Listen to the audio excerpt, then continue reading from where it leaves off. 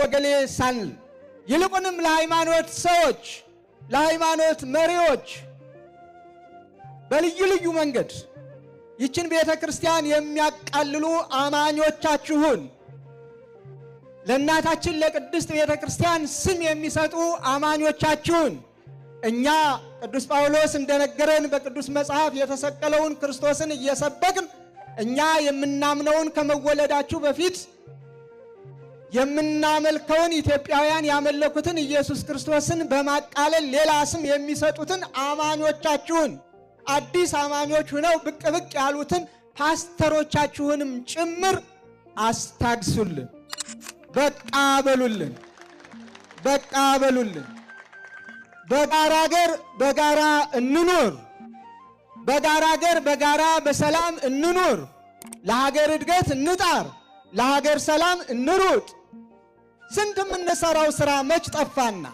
በግጭት ላይ ግጭት እንፈጥራለን። በጦርነት ላይ ጦርነት ማወጅስ ተገቢ ነው? ስንት የምንሰራው ስራ የሃይማኖት ሰዎች መች የምንሰራውን ሰራንና? የስንት ንጹሐን ደም እየፈሰሰ ነው? ስንቶቹ በረሃብ አለንጋ እየተገረፉ ነው? ስንቶቹ መጠለያ አጥተው የአውሬ ቀለብ እየሆኑ ነው? ወላጆች እንዴት ነው እያለቀሱ ያሉት?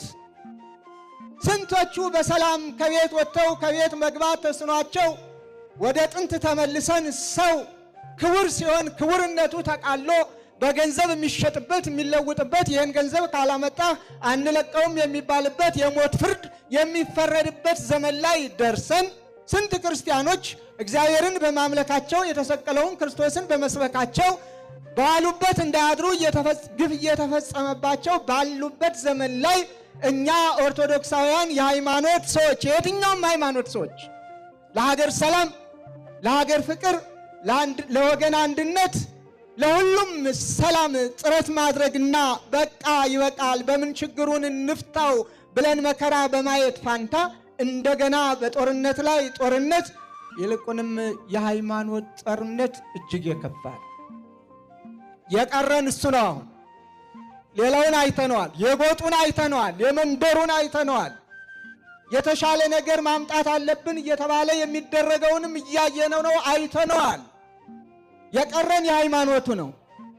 በደንባራ በቅሎ ቃጭል ተጨምሮ በእንዲህ አይነት ላይ ደግሞ ሃይማኖትን መሳሪያ አድርጎ መቅረቡ በጣም አደገኛ ስለሆነ የሃይማኖት መሪዎች የትኛውም ሁላችንም በስርዓት በሕግ በመከባበር ያንዱን ሃይማኖት አንዱ ሳይነካ ቀኖናውን ስርዓቱን ዶግማውን የሚያምንበትን ጠንቅቆ ለአማኞቹ ብቻ በማስተማር በነፃ ምድራችን በጋራ ሀገራችን በጋራ ልንኖር ይገባናል።